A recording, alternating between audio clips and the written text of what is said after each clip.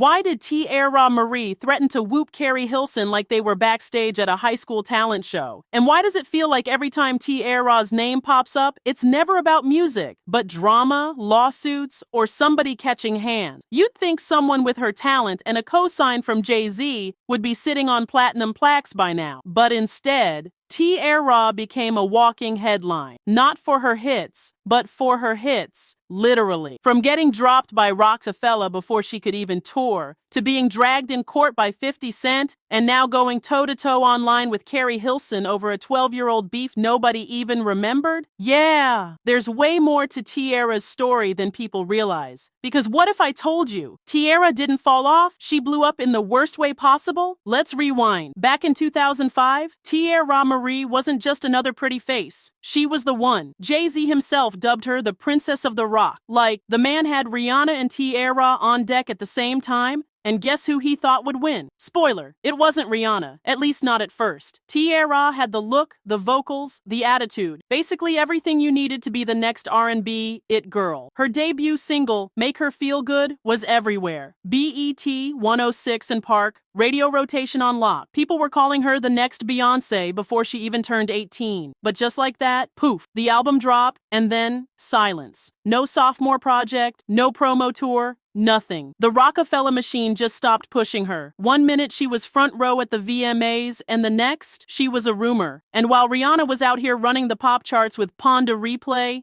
Teairra was getting dropped by her label, quietly, like they hoped we wouldn't notice. And you know what? Most people didn't, because the industry wanted you to forget her. But Teairra wasn't about to go down without swinging. And the way she fought to stay in the spotlight? Oh baby, that's when the real show started. Fast forward to 2023. Out of nowhere, Keri Hilson hops on the R&B Money podcast with Tank and Jay Valentine and decides to spill some long-forgotten tea. Now, mind you, this podcast wasn't even about drama, but Keri, she brought the smoke anyway. She tells this vague story about a female artist who showed up backstage at her show, acting like she did not want to be there, rolling her eyes, giving attitude, and basically throwing the type of shade you don't need a tree for. Oh, and let's talk about that word. Insignificant? That's not just shade. That's a slap in the face to someone who spent years trying to stay relevant in an industry that chews people up for sport.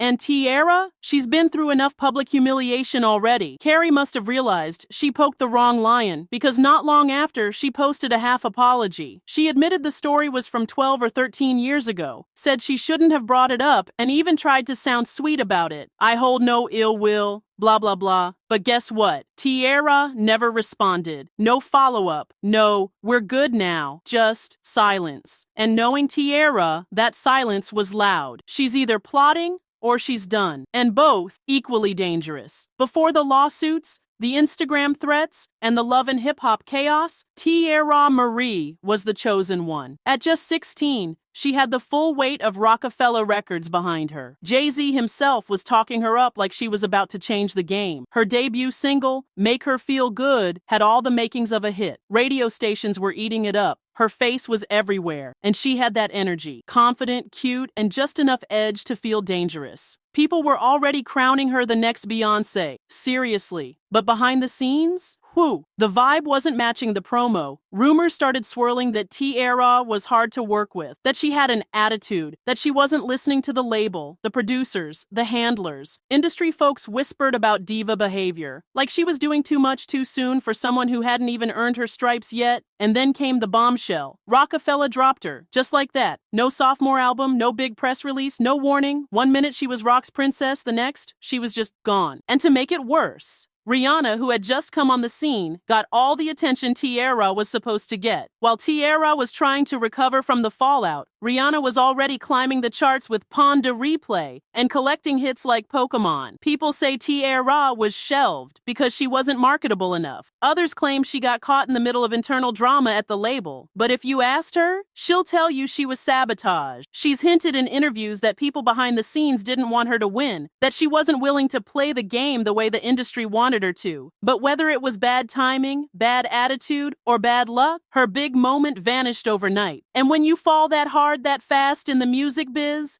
Most people stay down, but not Teairra. She pivoted and dove headfirst into reality TV chaos like it was her second calling. So what do you do when the music industry kicks you out of the club? If you're Teairra Marí, you crash the next party. And that party was called Love and Hip Hop Hollywood. When she showed up on VH1 in 2014, she came in hot. Not as a washed-up has-been trying to rebuild her image, but as a main character ready to stir the pot. And oh, did she stir it. From episode 1, Teairra brought drama. She cried, she fought, she threw drinks, sometimes all in the same scene. She was volatile, unpredictable, and totally watchable. Producers loved it, and for a while, it looked like reality TV might be her new lane. But here's the thing about Teairra. The chaos didn't stay on camera. Behind the scenes, she was dealing with some real mess. Let's start with the infamous car smashing incident. In 2018, Teairra was arrested for allegedly using a metal object to beat up her ex-boyfriend's car, like something out of a Waiting to Exhale deleted scene. She was hit with multiple charges, including criminal mischief and assault. And that wasn't even the worst of it. That same year, a revenge tape featuring Teairra leaked online. She claimed her ex leaked it out of spite and lawyered up to fight back. And then somehow, 50 Cent got involved. Yes, 50, because he posted a screenshot of the video on his Instagram, mocking her like it was just another meme. Teairra sued him for revenge porn, but guess what? She lost. Not only did the case get tossed, but the court ordered her to pay 50's legal fees, over $37,000. And 50? He didn't let it go. He dragged her on social media for months, calling her broke, posting fake invoices, demanding his money with memes. It was like watching a legal battle turned into a trolling contest. And Teairra was losing both. And while she was busy dodging 50 Cent's payment reminders, she also racked up multiple DUIs. One in Beverly Hills, another in New York. It wasn't just TV drama anymore. This was real-life spiraling in front of a national audience. At this point, even fans didn't know what to root for, a comeback or a break. Now listen, it's one thing to take L's in love or music, but when the courts are involved and your bank account becomes a punchline, that's a whole new level of messy. After losing the revenge tape lawsuit to 50 Cent, Teairra Marí was hit with a court order to pay his legal fees, over $37,000. And baby, she didn't pay it. Not a dime. Instead of cutting a check, Teairra pulled a move straight out of a broke bestie's playbook. She played broke. She told the court she didn't have it, claimed she was struggling financially, and basically said she couldn't pay because she was trying to get back on her feet. But the internet